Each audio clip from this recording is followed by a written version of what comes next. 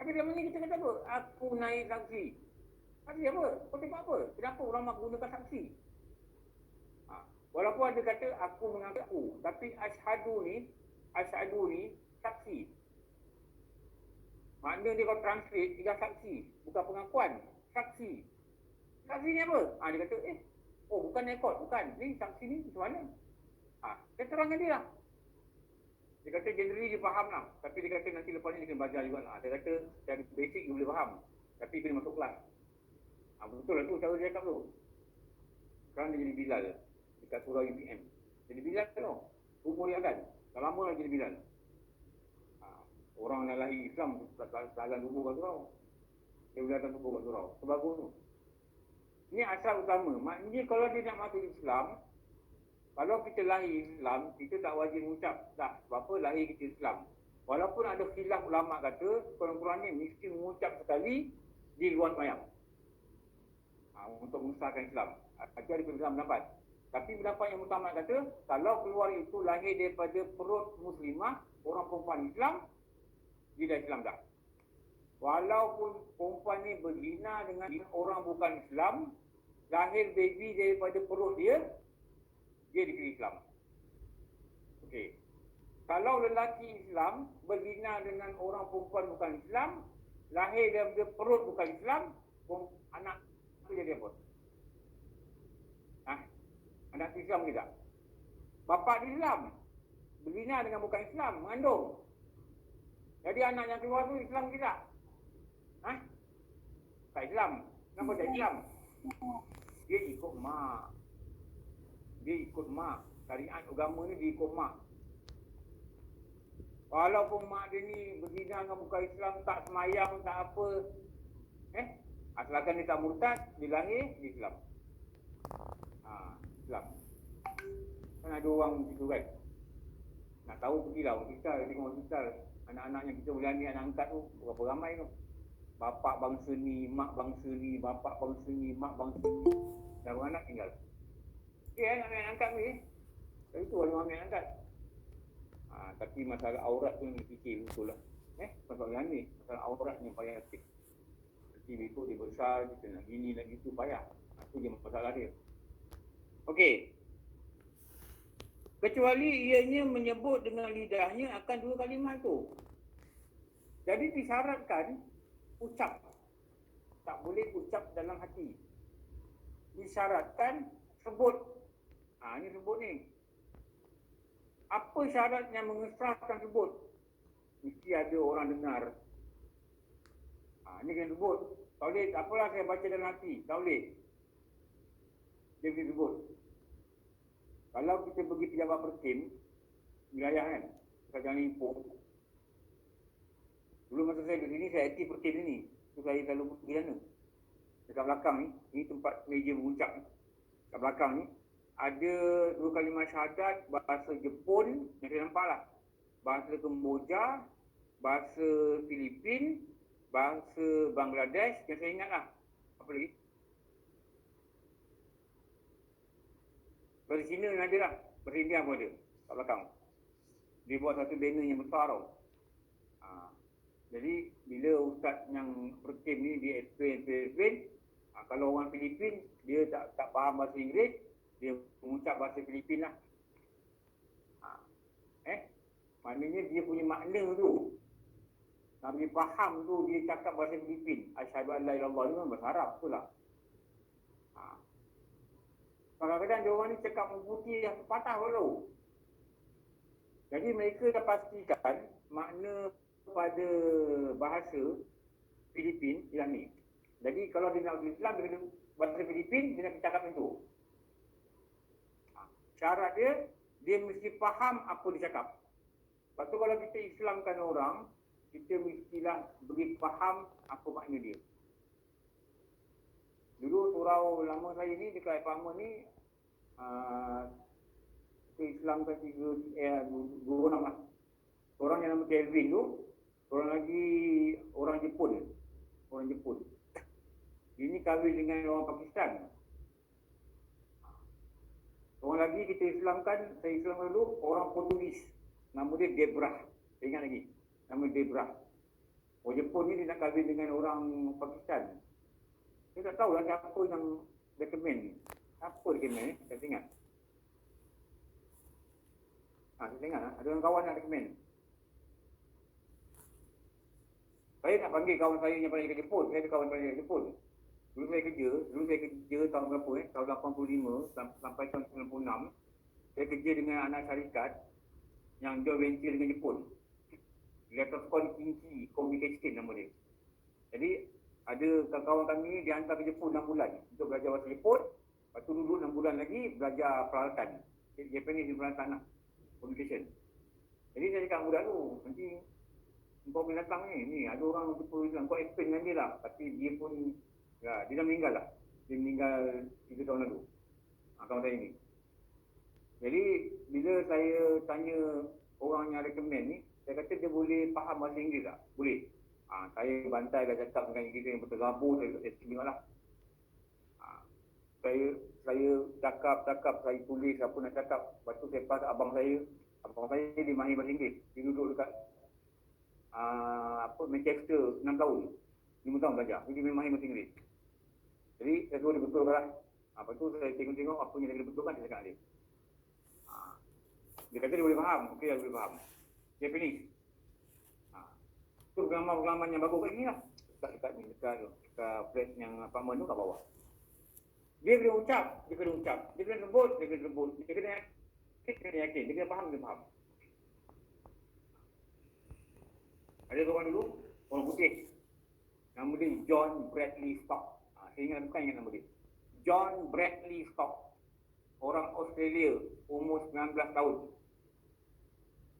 Dia punya rupa macam pemain gitar di satu kumpulan rock kat England tu. Saya lupa dalam kumpulan tu. Masa tu Linkin Park popular. Dia seiring dengan kumpulan Linkin Park ni. Apa nama kumpulan tu? Muka dia sendiri kok begitu. Tapi saya tanya dia, you ni main band? Bukan kata. Muka sama, tapi bukan dia kata.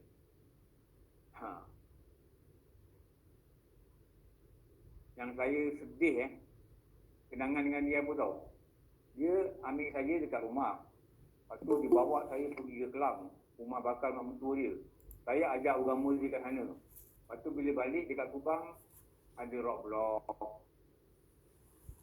Dia kena speed. Dia berhenti je, dia buka tingkap, dia tu bagi duit. Allah, ini yang saya rasa malu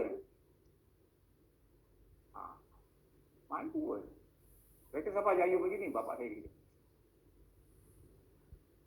Saya rasa malu Macam mana orang bukan Islam tengok kita macam ni. Tahu tak? Tengok kita macam ni tau. Saya benda tu yang saya tak lupa. Jadi, tapi lah, rumah tangga tak kekal. Dia kahwin, dia pergi Australia. 6 bulan, perempuan tu balik-balik. Dia bercerai lah. Apa yang saya nak cakap, kita terang dekat dia, kalimah ni lah benda syarat untuk dia memegang agama Islam. Mulianya Rasulullah ni kat sini. Antaranya, apa? Dia tak sebut nama dia, Muhammad, tak sebut nama dia, Islam tak sah. Jadi untuk jadi tunjang asas, orang yang bukan Islam, nak ambil agama Islam ni, sebagai amalan dia, sebagai ikutan dia, fahaman dia, first, saya ucap ni. Tu yang kawan saya, Go Po Siong ni, dia datang belajar, tahun tak masuk Islam. Belum masuk Islam lagi. Tahun. Saya kata masuk Islam dulu. Dia kata tak, dia nak belajar semayang dulu. Nanti satu hari nanti saya dah confident, nanti saya akan semayang depan you kata okey, saya masuk Islam. Lepas tu, dah belajar ni, dekat tahun belajar. Lepas tu dia kata saya nak masuk Islam dari diri saya. Saya ingat bulan berapa, nak bulan 6 kot. 28 ke 24 bulan 6. Aku saya ni dengan diri saya excited ni, nak masuk Islam. Hari tu dia datang, memang hari jadi dia datang. Dia datang buat sejadah tau. Buat sejadah. Lalu datang belajar, hari tu dia datang tak belajar. Dia buat sejadah. Dia mentang orang Melayu. Dan dia baca, Allahu Akbar kabir. Dia baca semua. Dia kata, dia kawan saya. Dia kata, saya ni, okey tak saya? Pada saya, kalau tak okey pun tak apa. Tapi memang dia baca jelas. Rukuk. Saya kata okey. Oh, kalau okey, sekarang saya ambil Islam. Ambul, saya punya lega. Saya bimbang apa tahu. Dia belajar dengan saya setahun. Saya pergi mati-mati. Satu orang Islam. Itu yang saya bimbang. Saya punya doa dah itu. Keluar rumah. Lepas punan lebih dah masak mi. Goreng mi. Buat makanan. Nak jamu dia. Kalau kita memang sangka baik dengan Allah. Dia akan masuk Islam lagi. Dia masuk Islam. Besok kita uruskanlah dia punya dokumen. Dan dia boleh sebut dengan baik. Dan dia boleh faham dengan baik. Hasil bacaan dia lah. Hasil bacaan dia. Sekarang pun dia masih berhubung dengan saya lah. Kalau dia ada masalah, dia tanya gitu. Ni dikatakan ni asas utama, benda yang pertama mesti diucap kalau masuk Islam. Ni dia kata ni. Dengan lidahnya. Bila sebut ni maknanya dengan lidah. Kecuali bahasa isyarat-isyarat tu kalau bisu faraid. Akan dua kalimah itu. Tetapi orang-orang yang sudah Islam dua ibu bapanya tidak wajib lagi menyebut dua kalimah itu kerana memadai dengan menurut dua urut amal Islam. Dan berkata setengah ulama wajib juga berkata seumur hidup sekali. Ini ada berbeza pendapat ni. Wajib juga berkata walaupun mak bapak seumur hidup sekali disebut juga. Jadi untuk lari daripada silap, elok kita keluar nak disebutlah. Untuk keluar daripada berbeza pendapat. Dulu hari Ifah lagi dulu. Arwah ni. Adik saya lah.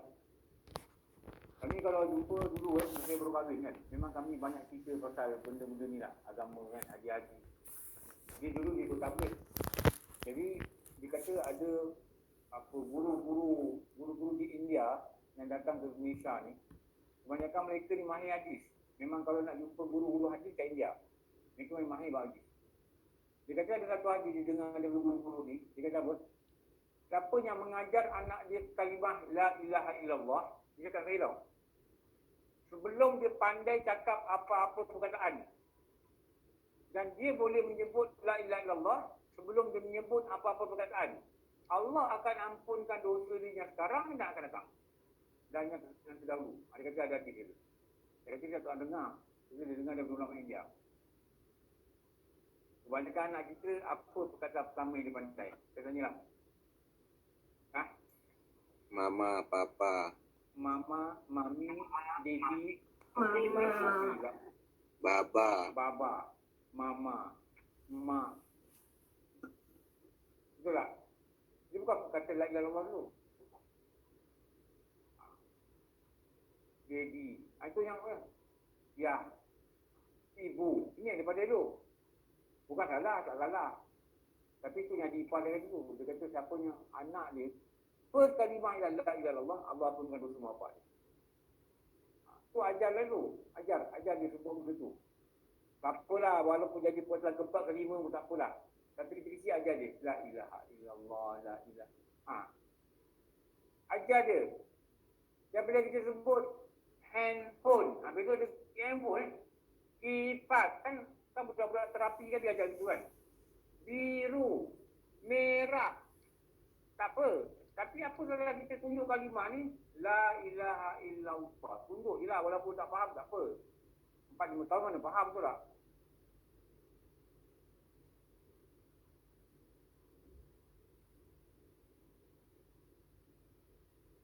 Ada tak? La ilah ni apa mak? Ilah ni Tuhan. Ilah ni tiada. Ikut. Ikut. Nanti patutkan dia lagi. Nanti abang, anak lelaki abang cakap lah. La ilaha illallah kat sekolah pun tak apa. Cakap lah gitu. Kecil-kecil dia tak menghayati. Tapi dia boleh sebut. Kan? Nanti besar dia boleh sebut dan dia boleh hati. Kita tak didik macam itu tau. Kecil dia apa? Burung. Burung. Betul. Begilu. Elephant. Kadang-kadang hantar tadika dia anak pada ikan putih. Tak apa, tak salah pada ikan putih. Tapi yang tauhid ni tidak pernah diperkenalkan. Tak pernah cakap, gajah, Allah buat gajah ni. Tak pernah cakap, Allah tak cakap. What is it? Elephant. Wow, what is that?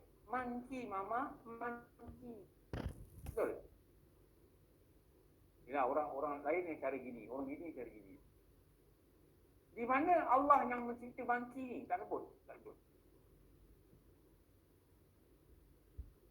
Kalau dah 9 tahun lagi boleh faham. Kita pergi zoo ni, kita tengok binatang macam dengan dia. Tapi jangan lupa yang cipta ni Allah. Itu Allah. Allah ni siapa, mama? Allah ni Tuhan. Tuhan ni apa, mama? Tuhan ni satu kuasa yang dia tak perlu siapa-siapa untuk tolong dia. Dan kita semua perlu dekat dia. Apa nama Tuhan tu, mama? Nama Tuhan tu? Tuhan saya, Tuhan awak, Tuhan bapa, Tuhan nenek, Tuhan atuk, Tuhan orang, semua manusia ni. Tuhan ni nama-nama Allah. Itulah kalau nak pelan-pelan lah kan. Allah. Ini anak 9 tahun belum keluar rumah tak tudung lagi. Macam mana nak kenal kat Allah? Biarkan budak tu berkeliaran. Dia kadang dekat bawah flat. Kan dia tudung. Kan dia tudung. Biarkan budak-budak tu 12 tahun main bola berkata pendek. Biarkan. Hari Sabtu pagi hantar dekat padangnya. Mau di sini berkata pendek. Bukan budak-budak kecil lagi. 10 tahun, 11 tahun, 12 tahun berkata pendek. Yang paling takut bapak ni pergi berkata pendek. Malang anak ni, malang tau. Dia dapat bapak ni. Malang sungguh. Kalau kamu macam rongkok. Pergi padang berkata pendek. Kenapa dia biarkan anak berkata pendek? Betul Saya tengoklah kat padang miskin dulu. Dululah kan saya nampak lah. Satu pagi kadang lalu, pukul 9 tu nampak budak-budak main bola berkata pendek. Kita tahulah anak orang Islam. Kat sini mana ada, jarang jumpa anak-anak yang bukan Islam kan. Kalau kau mikir program ni dia, kita tidak memasukkan elemen agama yang asas ni pada dia. Bimbang nanti dia silap pada waktu depan dia.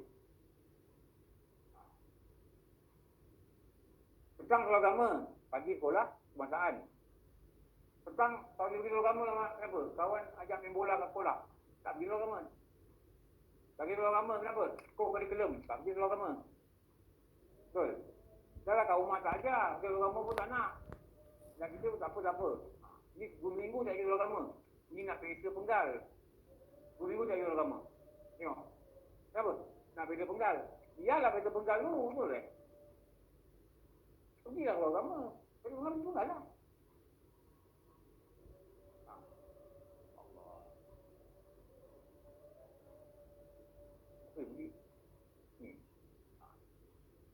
Sebut dengan lidah. Ini bagi yang nak masuk Islam. Ini. Dan bagi mereka, dia kata, yang mengikut Islam ibu dan ayah dia, ni. Bagi mereka yang ikut Islam ibu ayah, dia kata ni. Maka ada dua pendapat. Kita tulis dua pendapat ni siapa? Satu pendapat kata tidak wajib dia mengucap dengan syahadat. Ni. Satu pendapat tiada wajib ucap dua kalimah syahadah. Kedua. Tidak wajib lagi mereka menyebut dengan syahadah. Kerana memadai menurut dua apa? Ikut saja mak bapak. Mak bapak tu dah Islam. Okey lah tu, dah okey lah tu. Memadai menurut dua. Tapi dalam kitab ni kata, dan dalam kitab lain juga ada kata, satu pendapat lagi. Ini nak tulis lagi satu pendapat. Apa lagi dia kata? Hendaklah dia mengucap sekurang-kurangnya. Satu pendapat lagi. Tulis dua pendapat apa? Pendapat lagi.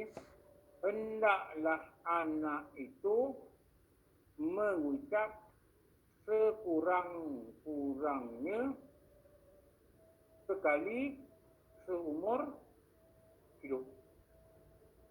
Jadi ucap di luar solat. Guru kata gitulah. Ucap di luar solat. Ustaz eja seumur Ustaz. Seumur hidup.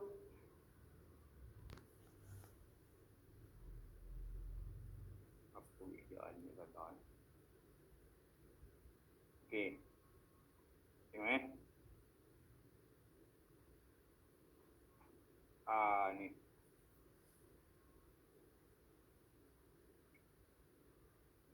Sabda Nabi sallallahu alaihi wasallam dalam hadisnya sahih. Diperintah umirtu an uqatilan nas hatta yashhadu an la ilaha illallah al hadis. Diperintah akan aku memerangi, ada kita kata memerangi. Dan dia kata apa?